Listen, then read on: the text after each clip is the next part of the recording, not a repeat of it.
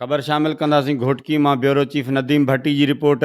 पूरी दुनिया जियां घोटकीअ में बेनवास आहे रसूल सल्लल्लाहु अलैहि वसल्लम हज़रत इमाम हुसैन अलैहिस्सलाम जे बचड़नि शहज़ादा अली अकबर ऐं शहज़ादा अली असगर जी यादि में इमाम बारगाह गाज़ी अब्बास अलमदार माथेलो चौक खां हिकु मातमी जुलूस निकितो, जंहिंजी अॻुवाणी जाफ़रिया अलायंस ज़िले घोटकी जे सदर लाहूती मोहम्मद याक़ूब हुसैनी, सैयद अज़हर अली शाह, डॉक्टर कुर्बान अली ऐं अफ़ज़ल हैदरी जन कई। हज़रत इमाम हुसैन अलैहिस्सलाम ऐं संदन प्यारनि जी करबला जी मैदान में ॾिनल लाज़वाल कुर्बानीनि खे भेटा पेश कई वई। मातमी जुलूस में सवें अज़ादारनि जी शिरकत, हाय हुसैन या हुसैन जूं सदाऊं। मातमी जुलूस पंहिंजी रिवायती रस्तनि खां थींदो हुसैनी दरगाह वटि इख़्तिताम पज़ीर थियो। अज़ादारनि पारां नुआं खानी ऐं सीनाज़नी कई वई। मातमी जुलूस में ज़ुलजनाह ऐं अलम पाक सिंगारिया विया। मातमी जुलूस जे गुज़रगाहनि ते जुलूस में शामिल मोमिननि लाइ थधे ऐं मिठे पाणीअ जूं सबीलूं लॻायूं वयूं, जॾहिं त कंहिं बि अणवणंदड़ वाक़े खे मुंहुं ॾियण लाइ घोटकी पुलिस पारां सिक्योरिटी जा इंतिज़ाम इंतिहाई सख़्तु कया विया हुआ।